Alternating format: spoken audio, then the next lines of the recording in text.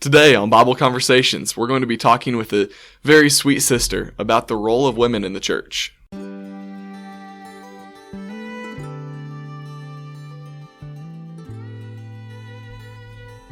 Welcome back to another episode of Bible Conversations. We are really excited this week because we got to welcome Miss Kathleen Whitson on the show with us today.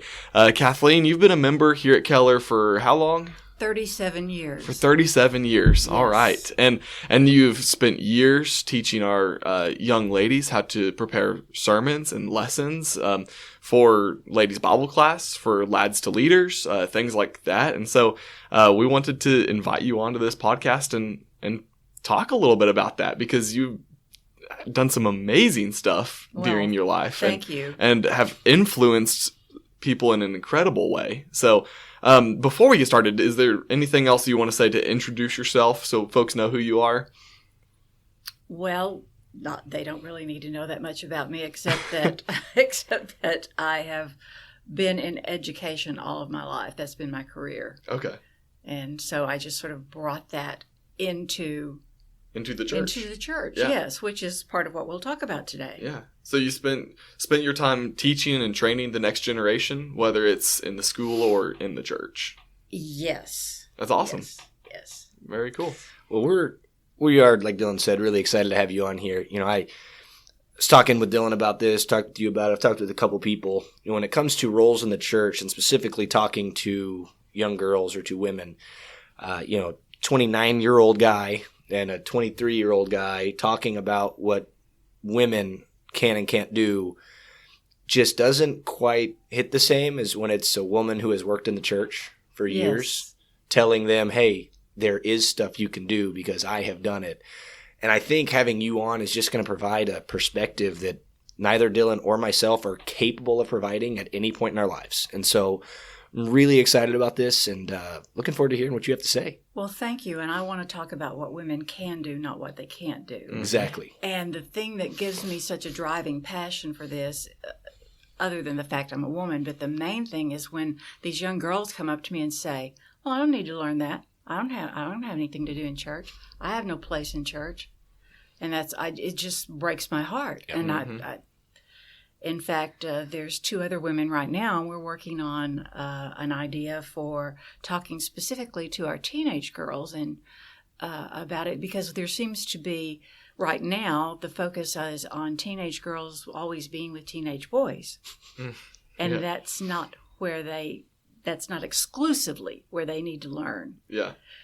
And there's lots for the separation of younger children. But anyway, so that's one of the things on our mind right now is that. And also to talk about that women are leaders in the church because a leader is someone who leads.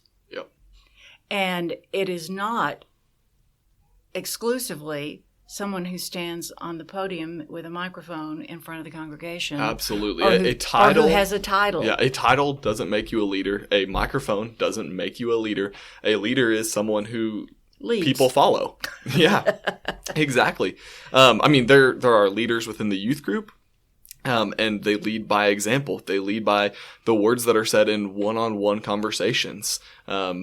Leaders inspire other people to do work, and I don't know if I'm saying that very eloquently at all, but the leaders inspire others. Yeah. Yes. So, often I find the best leaders,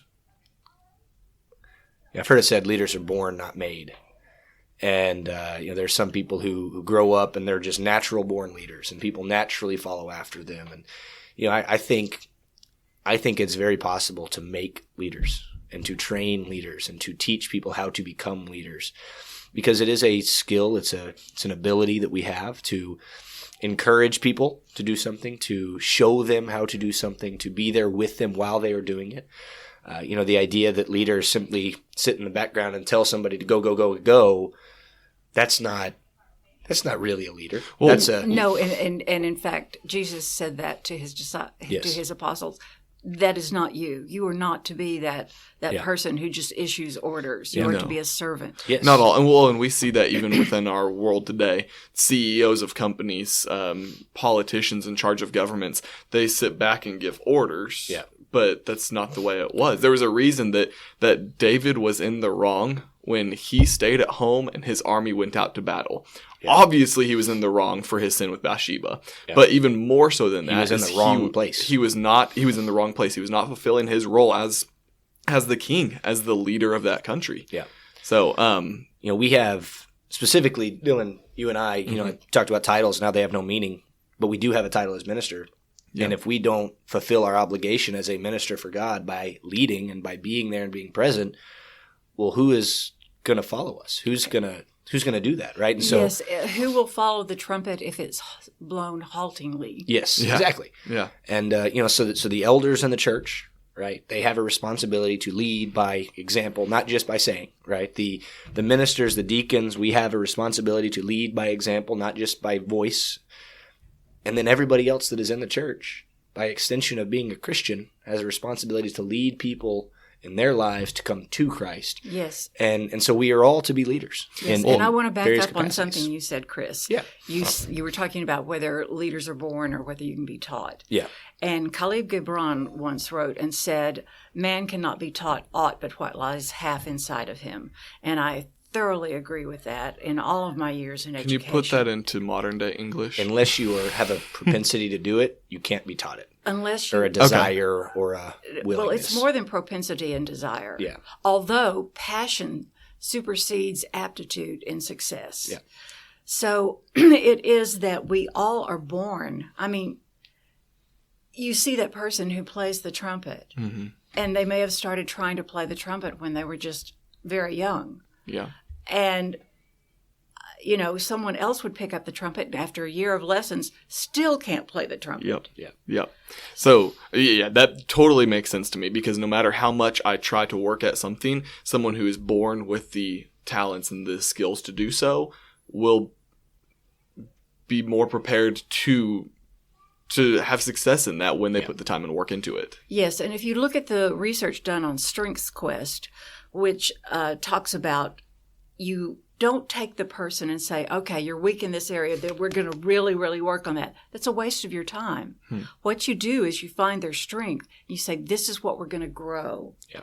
Let's put that. Let's keep you in positions where you don't worry with that weakness that you have. Yeah. You don't even have to use that. Let's work and build what you have strength in. That's awesome. I'm really glad. So that's like scientific that we should be doing that. I have thought that for the longest time, that within the church, we need to be encouraging people to dive headfirst into what they are skilled at, what they are talented in.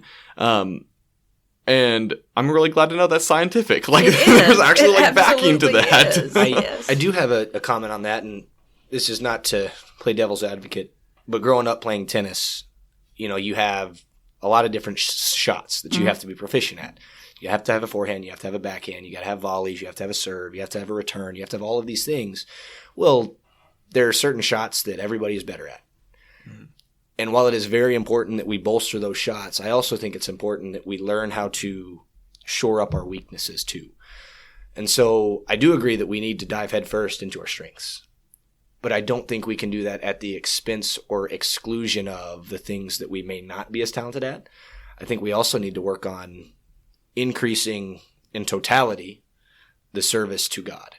And it's a difficult thing to do. For instance, I'm a terrible, terrible song leader, terrible singer. I cannot sing I can't even carry the bucket. It's not that I can't carry a tune in a bucket. I can't carry the bucket. But over the last couple of years, I have sat and just worked on my own time, on my own ability, by sitting next to people who can sing, and just learned how to match pitch and learned how to, from the stands, or from not the stands, from the pews, right? Learned how to do some of the song leading stuff. And so while I never am going to be a song leader, if I am called upon to lead singing, I now have at least some confidence in my ability to do so at a limited degree.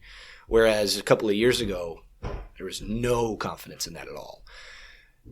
But all of my other things, my speaking ability, my service to others and generosity and things, I have really been focused on increasing that. And so I do agree that we need to strengthen our strengths.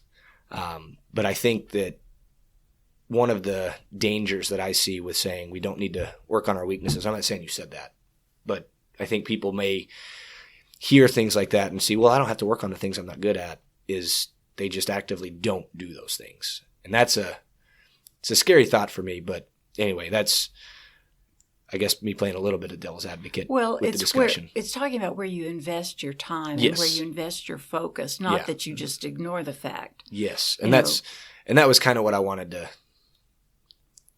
discuss a little bit, was that we don't ignore the things we're bad at, but we definitely invest our time more in the things we're good at. And so, speaking of women in the church. Yes. Mm-hmm. Sorry. Yeah. So back to our main topic. Sorry. Is that, first of all, if you look at the scriptures and it talks about gifts, Yeah. there's no gender reference there. Yep. Everybody has gifts. Everybody's given gifts. And Even in the Greek, there's not a gender assigned to any of those. right. So all of us have gifts. And it tells us in other scriptures, faith without works is dead. So if women weren't allowed to or had anything to do in the church, then their faith would be dead. Yeah. And so, I mean, it's just very strongly throughout the scriptures when you read that everyone has a part and a role in the church, and the church is the body of Christ. Yep. And so it is to encourage, to serve, to further the word, to help younger people or to help anyone learn and know and be saved and baptized and saved. I said that backwards. And then the other thing is a role of, this just I thought of this isn't in my list here, but for women and men is to be mentors. Mm-hmm. Find that young person and that you see, and you see some potential there and they don't even realize it. Absolutely. I think you're talking Ephesians 5 right there, and how the church should be taking care of one another and working together and encouraging one another. Yes. You can keep talking though. Well, I'm going to look it up for us. you, I have Ephesians 4:16, and that the whole body being fitted and held together by what every joint supplies according to the proper working of each individual part causes the growth of the body for the building of itself in love. Mm-hmm. And in what can a woman do? Let's just start looking at that. I also, when I was making notes to myself here, well, I actually used this line in a leadership retreat for women in the church in Springtown. And that is that for women, it's not limited to bringing a casserole. Yeah.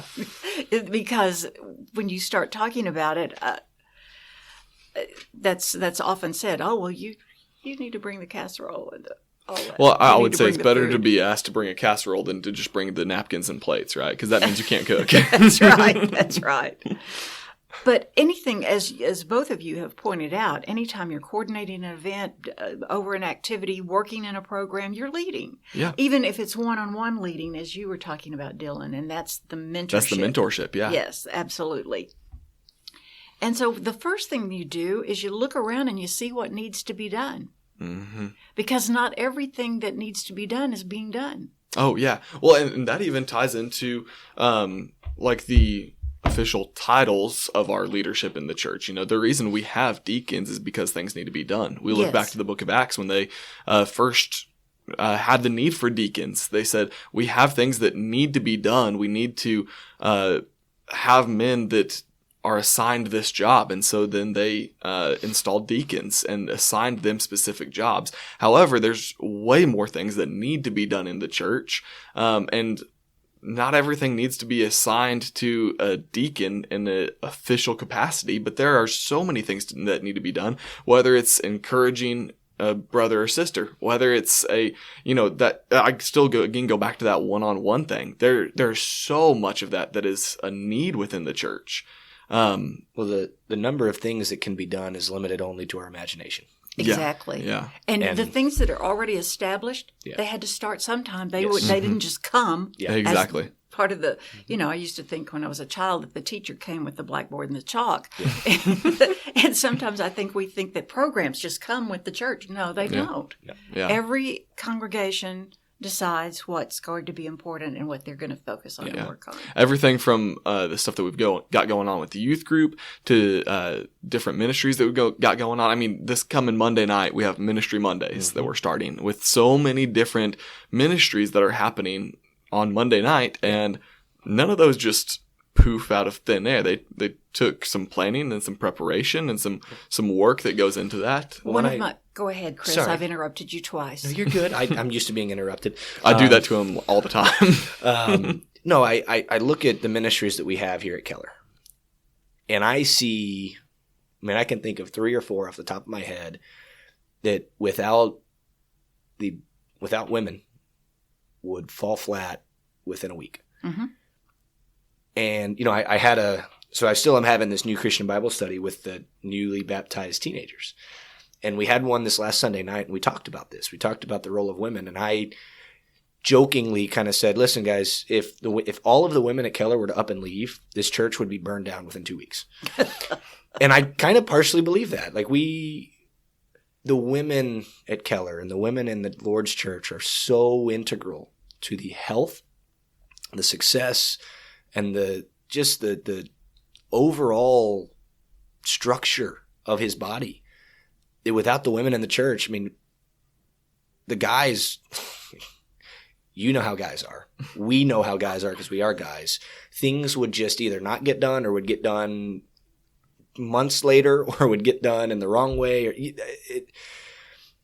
We men, we need the women to be there for us and to help us. My wife, I'm not going to talk about her too much, but is a perfect example of this. She makes my ministry so much more successful than it would be without her. And not many people know all of the stuff that happens behind the scenes that she does. But without Alyssa, my ministry would not be nearly as successful. Not even close. And I think it's so important that we recognize that, as I think you're about to get into, women have a very big role in the church. And it may not always be the one up front. It may not be the one that is seen immediately. But it is so much a part of the structure and foundation of the church. Well, my favorite story for our congregation is the woman who came from a congregation that had a jail ministry. Mm-hmm. And she was talking and wanting to have a jail ministry. Mm-hmm. And her husband got to move in his job, and so they were going to have to move to another state. And what she did was talk it up, recruit women that she thought would be very good at organizing, setting it up. She taught them the basics of what she had learned at her previous church. And that started the women's jail ministry. Yeah. And then she left, and all of these women took their part and led it and did it. And it became so successful that the men's jail ministry got started. Yeah. But it was the women's ministry that was first, because one woman saw a need. Yeah. And I just think that's outstanding. I love to tell that story because I'd never even heard of a jails ministry at a church before. So I thought that was great. Then there are just little individual things besides starting whole programs, which there have been several. If, like I said, the program didn't just show up; somebody had to start it. Yes.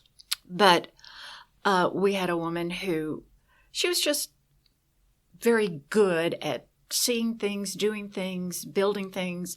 And she decided that all of the restrooms needed sprucing up. So she wallpapered all of the... I thought you were about to say like she put flowers in there or something. She wallpapered? She wallpapered every restroom. Now, we didn't have the new building at that time. Yeah. And, of course, we'll be calling this the new building about 40 years from now. Right.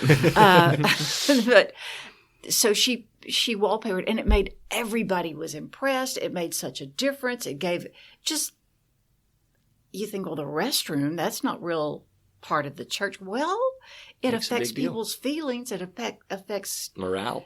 morale. There you go. And it showed her love for her fellow Christians here at the church. Yeah. And then she decided the front of the church was bare. So she planted shrubs and flowers, and they're still blooming out there now in the front, on the right side of the front of the building. That's awesome. Just because, now again, you don't just start doing these things. You have to say to somebody, is it okay if I do this? but that's just what she wanted to do. And so all by herself, she did that. Yeah. But I kind of want to go back for a minute to what you actually mentioned back in James, that faith without works is dead. And you mentioned, if we say you can't work to these young women, then we're essentially saying you can't have faith. The sad thing is there have been so many lives of faith that have had a pillow put over it, that have had their faith killed because they have been told, no, you can't do this or you can't do that, rather than the approach that you take saying, here's what you can do, here's how you can be active, here's how your faith can work. And I think that approach is incredible. It doesn't start with the, okay, you can't do X, Y, Z. Rather, it starts with you can do A, B, C. exactly. Yeah, I think that's one of the most important lessons that we can teach our young ladies. And that was, this last Sunday, that was what I tried to make very clear. I said, listen, we're not going to sit here and talk about what women can or can't do. We've got a couple of guys in here. There are things that guys are scripturally supposed to do that women are not. We're not going to talk about that. What we're going to talk about is what we can do and what women are able to do. Because I do think way too often young girls hear, you can't do this, you can't do this, you can't do that. And really it all kind of centers around worship. And we don't talk much about things outside of worship. We don't talk about ways to serve outside of the assembly.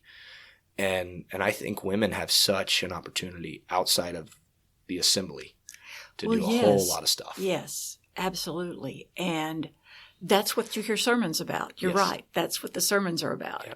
And it's scriptural. We need to know that. We need to be taught that. We need to understand that. Yeah. But then we need to do the flip side. Yes. I was thinking about, and there are things you can just come across too within the community.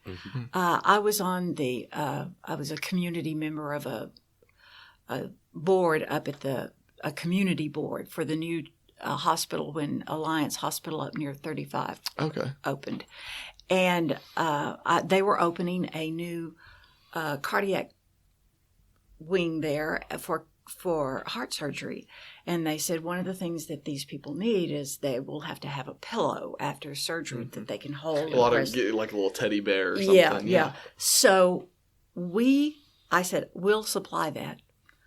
The women at our church will supply that. And we made heart-shaped pillows according to the dimensions that they needed, stuffed in the way that they needed them stuffed. And we put a little tag at the bottom, Keller Church of Christ. Yeah. That's awesome. And they came, and when we brought them, they came and took pictures of us and of the pillows. And, and that's such an important thing, because for anyone who's not aware, after heart surgery, whenever you have to cough, or hopefully you don't have to sneeze, but if anything like a powerful motion like that coming out of your body happens, you're supposed to hold a pillow or a teddy bear or something on the wound that was opened in order to do surgery on your heart. So by holding the pillow there, it keeps from that wound reopening. And so it's something that happens all the time for these people coming out of surgery. And every time they grab that pillow or grab whatever was created that was stuffed for them to provide some padding there, they're going to remember this is from the Keller Church of Christ. And we only did it one time. It wasn't an ongoing thing. Yeah. But still, we made a connection with that hospital. We made a connection with those patients. Yeah.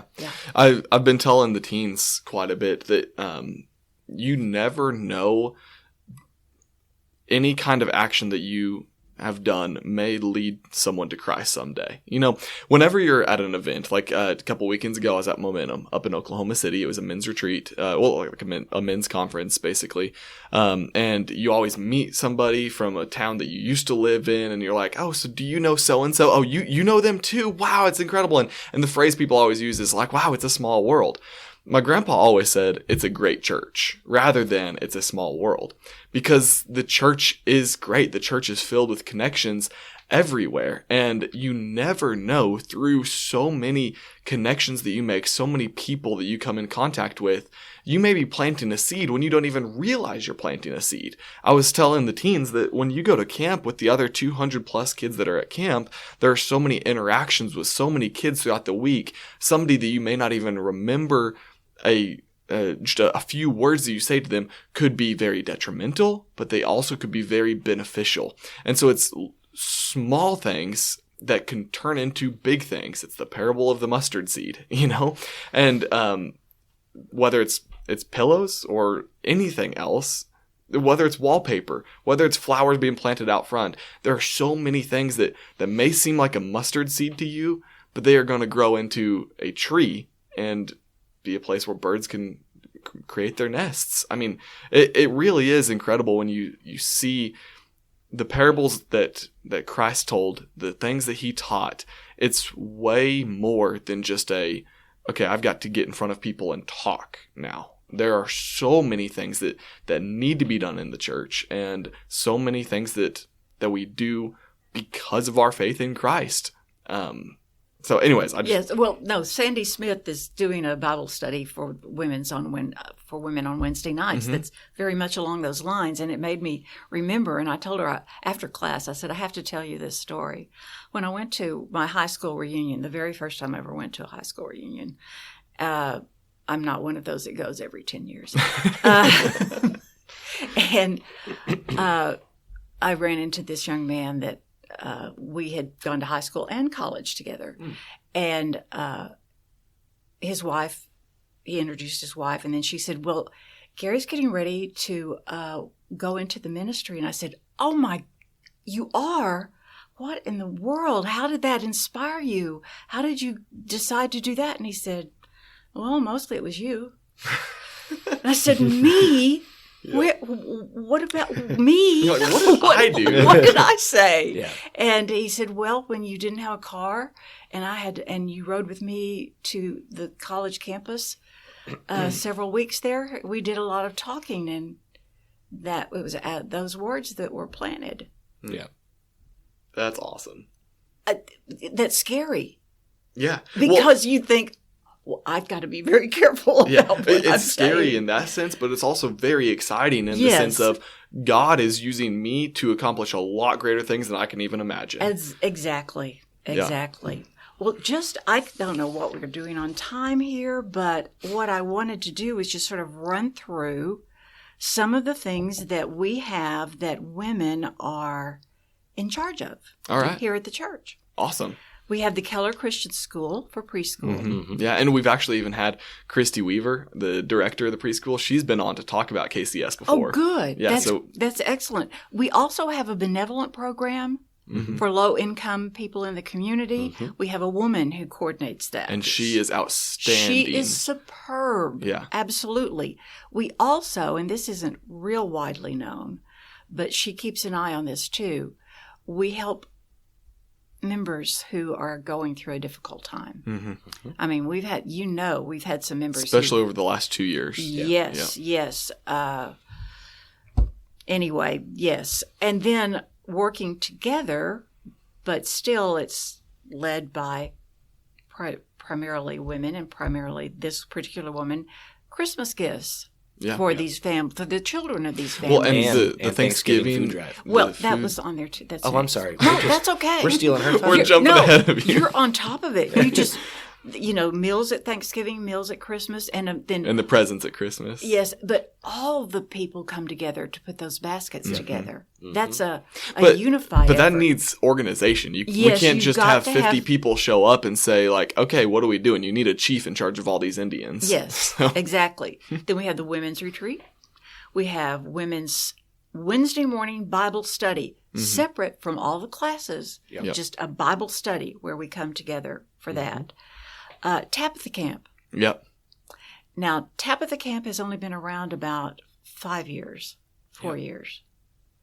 It's been at least 5, because I think interned it's here in 5. 2017, and they were doing it that summer, and it seemed to me like that wasn't the first summer they had ever done it. So, well, Spencer, our youth minister at the time, asked me would I like to participate in that, and so I was in that nucleus of that starting group of us, of the women putting that together, and then I coordinated it for 3 summers, and it nearly killed me.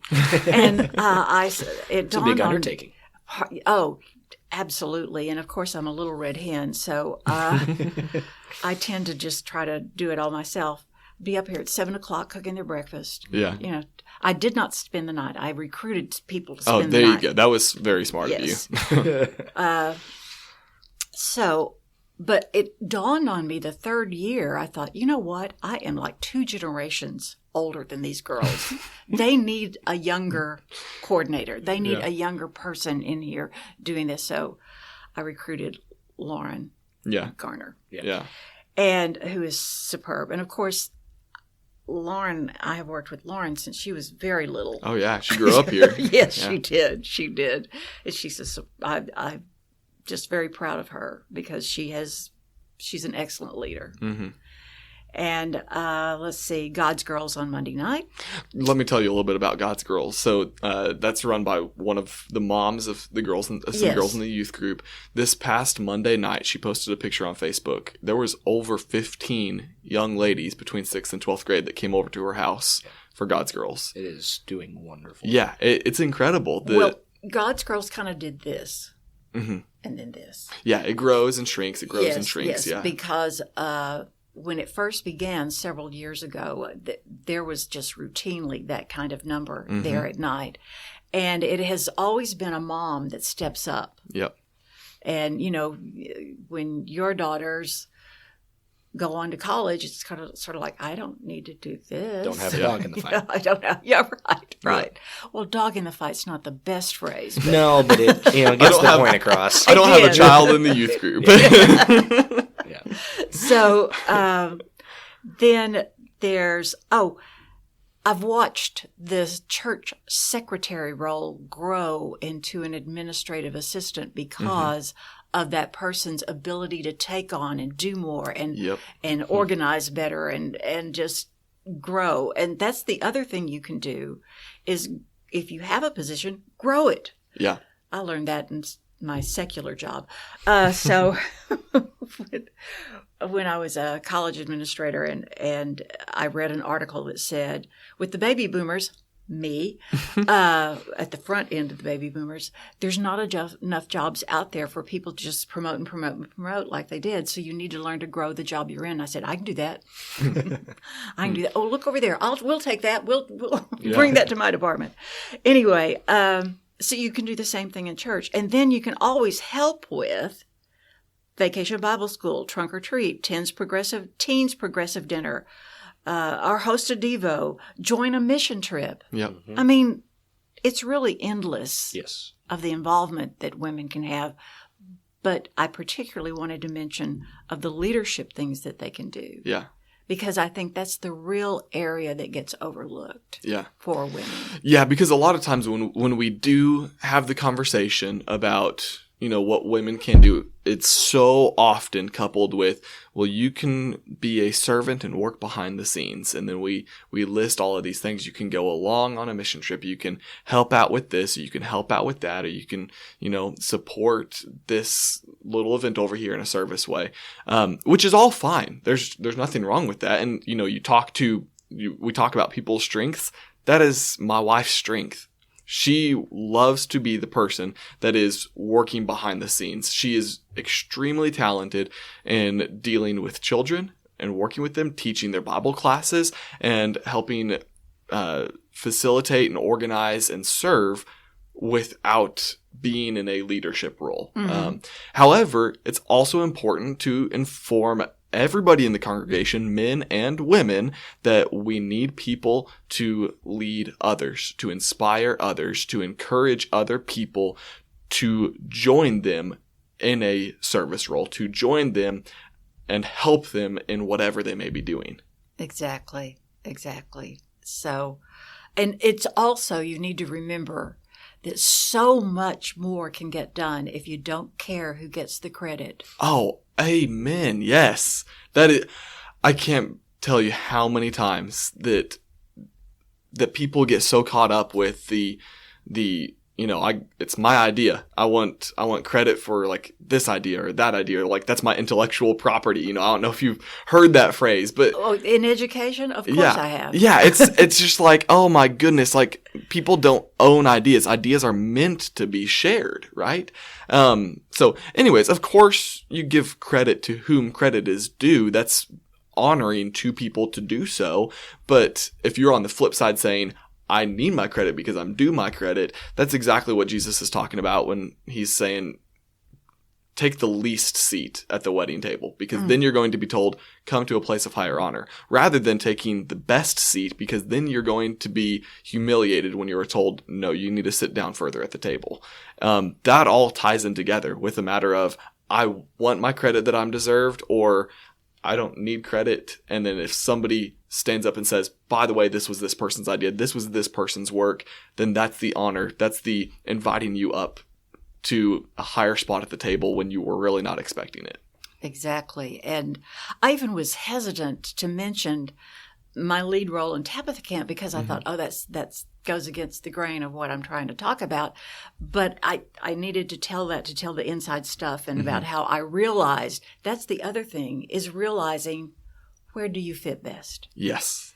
And I really needed to realize I'm too old for these young people, for these young girls. They need somebody younger. And that kind of goes to the discussion about how your talents change, your skills, your abilities, they change throughout your life. We talk about investing your time into your strengths. Well, sometimes your strengths change, and so it takes some reevaluation of, what do I need to invest my time into now?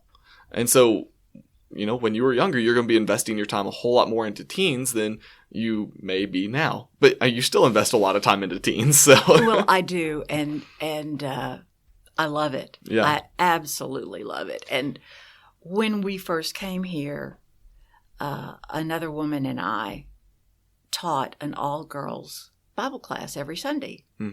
And we had the best time with that. And those girls, we did so many activities, and I had them over at the house and for a pajama party. All right. Yes, for all night. And we had a swimming pool, and there were two of them who grabbed me from both sides, and then they said, "Can you swim?" And I said, "Yes," because I know I'm going in the pool. They just want to check before they toss you in. I thought that was very, very Christian of them to make sure I could swim. Yeah. Well, one of the other things that I think goes along with kind of what you're talking about of, you had to step down from Tabitha, is also the idea of training up the younger ladies to also lead. Absolutely. Because if we get to a certain point in our congregation where the only leaders are, let's say they're 60 and older, right? Well, after 20, 30 years, we no longer have leaders. All we have are people who have been followers and who have not learned how to lead, and that's an issue.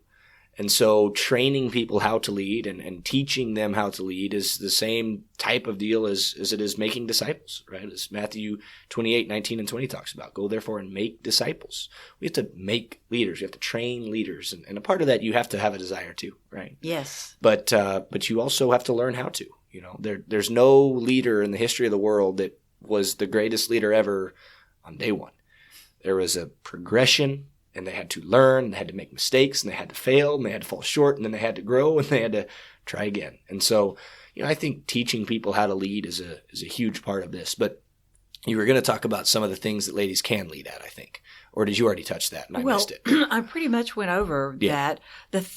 I think the main thing is to think about, because as I said, there's two other women and I who are looking at another program. Yeah. And then I am looking at another program in addition to that, that Dave Roberts laughs at me because I've been working on it for 10 years. But I'm really reaching a point where it's coming together. I've even taken it to the elders and said, okay, I'm putting a proposal together on this, but I need to do a survey. Do I have permission to do the survey? And I'm waiting to hear back on that. So, are you going to give us a sneak peek about what it is, or are we going to have to wait? You're going to have to wait. Oh, man, okay. He's not very patient. It doesn't hurt to ask, right? It doesn't hurt to ask.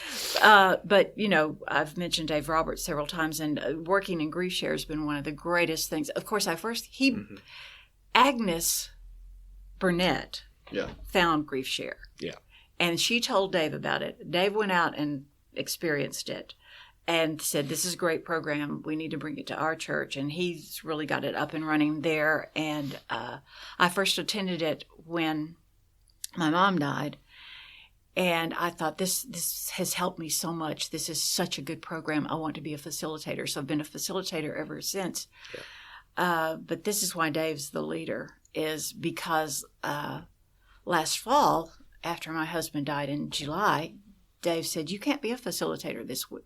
And I said, what do you mean I can't be a facilitator? I said, I can move my lips with the videos I've seen them so many times. And he said, no, you're going to be a participant. And he was right. He was exactly right. I needed that experience to go through it with that new loss. Yeah. And such a different loss. It's a loss like none other you experience. It's the loss of a spouse. Yeah. So anyway, yes, that's why he's the leader. He knows what's best. He knows. You should have him in here and talk about Grief Share. We need to do that. Yeah, we need to do an episode on Grief Share. You do. And I think an episode on counseling, where Grief Share is one of the things, because Dave does a whole lot. Yes, he does, and he just taught a leadership class, and I was in it, and just because I wanted to learn more, hear more. You can always learn more. Absolutely. Well, is there anything else that you wanted to really touch on before we wrap this conversation up? I think the main thing is, first of all, being in touch and knowing yourself. You need to know what your gifts are. Amen. There are online tests related, and George Carmen gave me the website on that, and I have it written down. 16 personalities is one of them. And then there's also... this is the one that identifies your gifts. Oh. Scripturally. Identifies your strengths. And, but your gifts. And so more so than just your personality type. Yes. And it's really beneficial. Unfortunately, one of mine is administration and leader. But but other things like encourager, teacher, all of these different things. Yep. And that helps you then know what you could or couldn't do, or what you might want to do. Yeah. I took one of those one time, and I don't really remember my results. I remember, like, my number one thing was, like, encourager, like, basically, like, the personality that's very outgoing. I remember it was, like, my spiritual strengths went right along with my personality type of being outgoing, being encouraging, being very bubbly, but I don't recall everything that it said were my strengths. Well, I was surprised. I knew that teaching was a strength. Mm-hmm. Well, obviously, yeah. I've done it my whole life. But I was surprised when people, and there's a woman who is a speaker, Ladies' Day, Ladies' Retreat speaker in the church, that I've had her a couple of times too when I was at the retreat. But she started calling me Barnabas.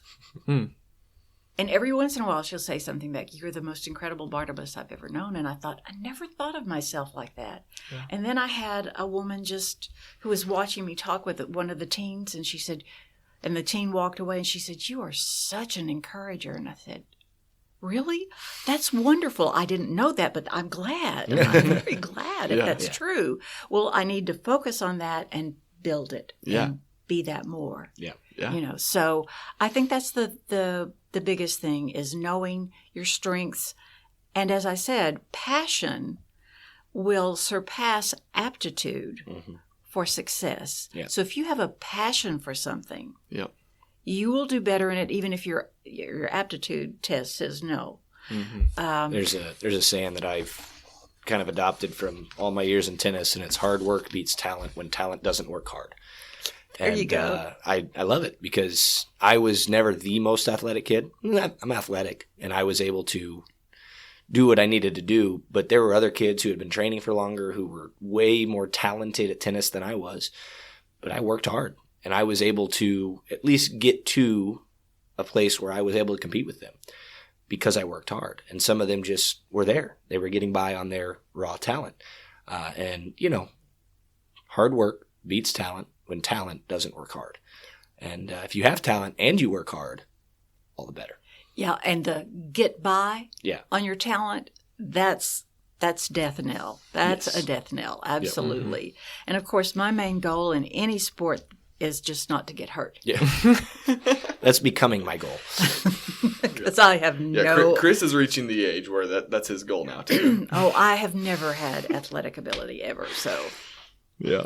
Well, okay. Kathleen, we appreciate you coming on so much. This has been an incredible conversation, and I know it's a conversation that will continue after the mics turn off. It's one that will continue day after day, and until we're all blue in the face, to let people know you've got to work, you've got to do something with your faith. Yes. Your faith must be active regardless of what gender you are, regardless of what race you are, what nationality, regardless of any other circumstance, your race or your faith must work. Yes, and I think very often, and this goes way back in the church because it kind of had a mother-in-law who the focus is on the thou shalt nots Yes. rather than the thou shalts. Yes.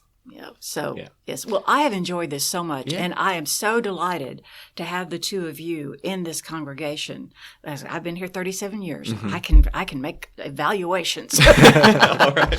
So it's just wonderful having you guys here. Thank you very We're glad much. to be here, and thank you again for coming on. I know that your time is valuable and precious, and we appreciate you giving us some of your time, but more importantly, giving God some of your time through this medium, and we really appreciate it. Well, thank you. I hope it was a benefit. Yes, ma'am. Well, and if you are still listening with us, please stick around just a few more seconds as we play our contact information. If you have any questions or comments about today's episode, you can figure out how to contact us or send us a message with what's played here.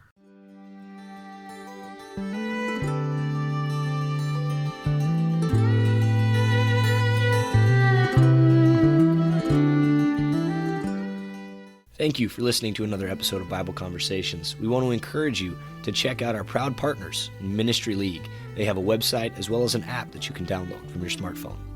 Yeah, not only that, but also be sure to send us an email. You can reach us at kcocbibleconversations@gmail.com. We'd love to hear from you, what your thoughts and comments are on today's episode. And if you have any questions or any comments, anything that you would like to let us know, please send us a text at the following number, 972-905-0856. Yeah, and that way we'll be able to get that comment and get back with y'all as well. And please leave reviews and comments. I know there's a lot of places that you listen to this podcast that you can leave comments and reviews. I know Apple Podcasts, I'm pretty sure iHeartRadio and others, you can leave reviews and comments as well. And last, but most certainly not least, we ask that you share this with your friends. We do our best to provide biblical and strong discussion, and we hope that you can feel free to share that with everybody that you love and come in contact with. Thank you all so much for all of your support. We love you.